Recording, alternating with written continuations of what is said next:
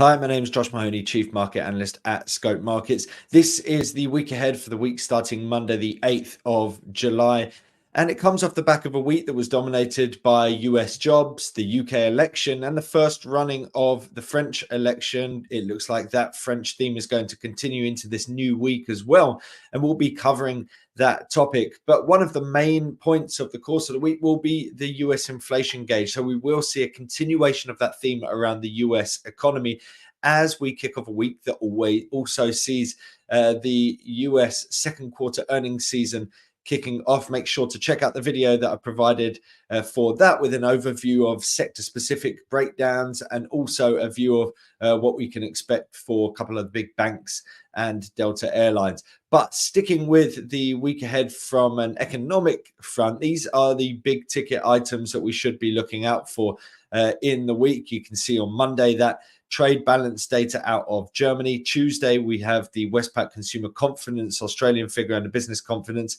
We've got Jay Powell speaking on Tuesday as well. Inflation out of China on Wednesday. And then that leads into Thursday, where we see the monthly GDP reading from the UK. And that leads into the US inflation report, the CPI inflation report, which continues through into Friday with that inflation theme, seeing the PPI number and the Michigan Consumer Sentiment Survey out of the US. So a big US theme. I wouldn't say there's a huge amount of economic data over the course of the week, but certainly that US CPI reading will be the most important of the lot, I would say. And we can see here that the expectations signal a likely maintaining of that 0.2% monthly figure on the core figure, and a tick up in that month-on-month figure to 0.1% on the headline figure. Remember, when we're looking at these month-on-months, we're thinking essentially we need to be somewhere around 0.16, right?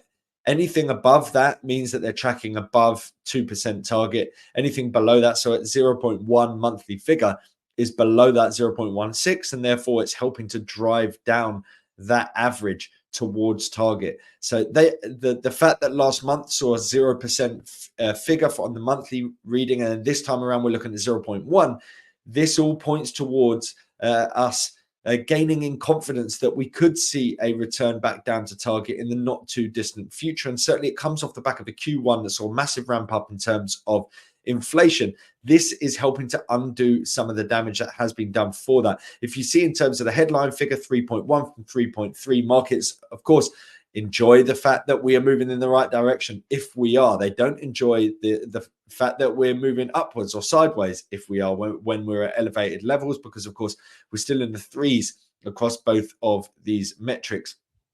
I want to show you the breakdown for both the headline and the core readings. So you can see here 3.25 on that headline reading. You can see that last month figure, the main number 0.006. So flat for the month. And that is a big change compared to what's gone before. You can see pretty much from December onwards, we were tracking above that target rate, above that 0.16 level. And essentially now we're in a greater standing, we're in a better position. If we can see that 0.1 figure coming in, then like I said, we're undoing some of the damage. Doesn't mean that we're not likely to need to wipe out a lot of those prints and get into next year for us to essentially feel more confident that we're going to get back down to target. But, you know, once we start seeing those January, February, March figures stripped out, you know, that's when we're likely hoping to see a move back down to target. Over the near term, what are we doing? Well, we're looking back at what's happened a year ago. So 0.21 is the figure that's being stripped out. 0.1 is what's expected to be put in. So we're expecting to see a decline on that year-on-year figure. But as we can see here, this month and the next month have got figures that are around about that 0.2 mark that we need to stay below if we want to continue the disinflation. Things become more advantageous when it gets to August, because we've got that big 0.512 and 0.36 getting stripped out in August and September. That's when we get the chance for some significant disinflation. But if we can see these monthly figures stay low, and in particular, if we can see them at 0.1%, so we continue the disinflation through these months that are more difficult on a sort of base effects comparative nature, that would help set us up for a really positive August and September period where we could see that disinflation really ramping up before we then go back to more difficult figures in October and November once again. So for the time being, the key is trying to continue that gradual downward trajectory. In terms of the core reading, we can see here, we're looking at the blues here for the CPI rather than the PCE. Elevated at 3.4. You can see the last time around it was at 0.16. And you can see it where we were last year. So what's being stripped out? Well, it's 0.195. So there is a chance for a little bit of downside potentially. Markets, I think, are believing that we're going to see it coming in flat, right? Yeah, 3.4 to remain and 0.2 the figure on the month. So you can see 0.2 is the figure that's coming out. So if we do see it at 0.2 again, you're looking for it to remain as is. And the fact that it's in the mid threes, not great. But as we see on this chart, 2.57 on the core PCE, that decline that we saw recently helps things along. You know, ultimately, the Fed doesn't need to see 2%. It needs to have the basis for a move back down towards 2%. And the PCE is giving us a better reason to believe that compared to the core CPI number. So in terms of a area to, let's just get the chart up. In terms of an area to trade around this, we'll be looking at the US dollar. So the dollar index heading lower recently as we head towards the back end of the week. Now, I've recorded this prior to Friday's jobs report because that means I'll be able to get it out for the weekend. But of course, that means that we're likely to see some volatility around this. I would say, look, it looks like we've topped out for the time being and we're rolling over. I think there's a good chance that we do see some further downside. If we see some weakness in terms of this inflation data, then we'll be looking to continue on this trajectory. In terms of recent price action, you can see here very clearly that sort of creation of higher lows, higher highs coming to an end recently with these lows now starting to reverse. So you've got this sort of head and shoulders formation here. If we're to draw this on here, you're looking at this sort of head and shoulders. Well, it's grabbing onto all sorts of random points that are not the exact point that I'm looking for, but nonetheless, you get the idea. There's your head and shoulders formation with the points that aren't exactly correct. And so what we're looking at here is a potential top for the near term and the potential for further downside. Look out for near-term resistance at 105.425. That was the prior swing low, now turned into near-term resistance, and we sold off from that level. So, of course, we need to get through this jobs report first and foremost. But as we head into this new week with the focus on that US CPI release, the fact that we're expecting to see a continuation of the disinflation should be good news for markets and potentially bad news for the US dollar. So keep an eye out for the dollar index. If we do see that decline in terms of inflation, it's likely to drive it towards a downside. If we see inflation coming in higher than expected, you're likely to see a pickup in terms of the US dollar. The next thing I wanted to show you was around the French election. Of course, it's taking place over the weekend, so we're going to see the results as we come into the new week. But nonetheless, you know, we don't have a lot going on in Europe. That's why I'm not showing you a calendar here. But I wanted to touch on this because it's going to be a big driver of sentiment, I believe. Of course, we've essentially got a position where it looks like it's going to be the far-right coalition led by Le Pen, and they are likely to come in to take the victory on this occasion. But the devil is in the detail here. And essentially, there have been significant efforts between the far left and the centrist party, which is Macron's party, to try and trim down the amount of three-way votes. And that means that they're not necessarily going to see the anti-far right vote split between those two parties. That could help avoid a majority for the far right party. And essentially, if they avoid the majority, you don't have the ability for them to be able to instigate as many I don't know, difficult decisions. I wouldn't necessarily say difficult decisions, but decisions and policies that might be perceived to put the French economy on a more unstable footing. They're already in a position where they have significant debts that need to be driven down. If we saw a party come in on a ticket of potentially ramping up spending on certain parts of the economy and certain policies, that is the kind of thing that we could see significant upside in terms of borrowing costs, which is something we've seen already in France, and a potential for weakness in terms of French markets.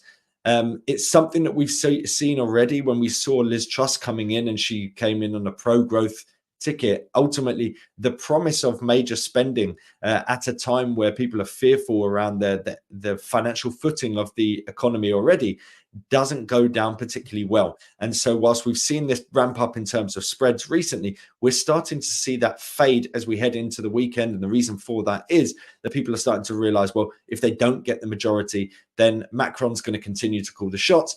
And then essentially we're going to be in a position where, yeah, Macron might not be able to do that much, but also the far right aren't going to be in a position where they can take more radical policies or radical decisions going forward. So that's the key thing. The key thing isn't necessarily just who wins, but how they win. Do they get that overall majority that would hand them significant power? So this chart essentially shows you the relative rate or the ratio between the French 10-year yield and the German 10-year yield, and then the ratio between the CAC and the DAX. And it essentially shows that if we see a majority for Le Pen's party on the weekend, you're likely to see continued outperformance in terms of the German market over the French market, because we're likely to see yields spike once again in France. But the more interesting side of this is what happens if we see the far right party fail to get the majority, and suddenly people potentially see this as an opportunity to buy the dip. Well, let me bring up the CAC here, and we can see in terms of the CAC, let me just go full screen here. Excuse me. There we go. So here's the France 40. So you can see from a long-term perspective, this is a weekly time frame, we've seen this sharp pullback, and it's come into the confluence of both the 76.4 Fibonacci level and this ascending trend line. So in terms of the wider uptrend, this is kind of par for the course, right? So you could say this is a great buying opportunity. It really depends on exactly how things shake out over the course of the weekend as to whether it should be perceived as a potential buying opportunity or not. Now, you can see the way that it has played out so far is that we've seen this decline. We saw that Friday, and then over the weekend, we've seen this rebound come into new week. Friday, over the weekend, rebound, come back into support. And so you can see initially we saw a bit of a pop off the back of the first round of the election vote. It's come back down into support. Now we're rallying once again. So this area of resistance that we have established here, there we go, 77.24. If we break through that level, you have the double bottom formation completed, and it looks like we're going to potentially see a strong move towards the upside for the CAC and a rebound where people are buying into this latest dip. Certainly that's if they avoid the majority. If they gain the majority, then I think you're likely to see some weakness coming into play for the CAC. But certainly, given this big pullback into trendline and Fibonacci support, I think there's a good chance that we do see the bulls coming back into play if we see the far left and the centrists sort of gather votes between them to try and avoid the far right gaining a overall majority over the weekend. And finally, I wanted to touch on, there we go, what's happening over in New Zealand. We have the RBNZ interest rate decision on Wednesday. Markets, by and large, expecting to see rates remain at 5.5%. Here's interest rates sort of compared across the board. We can see that the RBNZ are up at the top there with 5.5. So elevated interest rates, certainly very different from some other banks, the likes of the SMB in particular. Also significant disparity between the Australian rates and the New Zealand rates. But nonetheless, the question mark here is, are we going to start turning around? Markets do not predict that. And in part, that's because of the fact that we've got elevated inflation. You can see at the top here, 4% inflation in New Zealand, but that in part is because they release it quarterly. So we don't have this sort of monthly focus on the Australian inflation gauge in the same way as we do with many of these other readings. But nonetheless, if you look at that point in time, it was over and above all of these other regions. So they still have a problem with inflation. We still do wait for exactly what the latest figure is. because of the fact that it's quarterly. Nonetheless, here's a breakdown in terms of market expectations. We're pointing towards a potential 60% chance of a rate cut in October.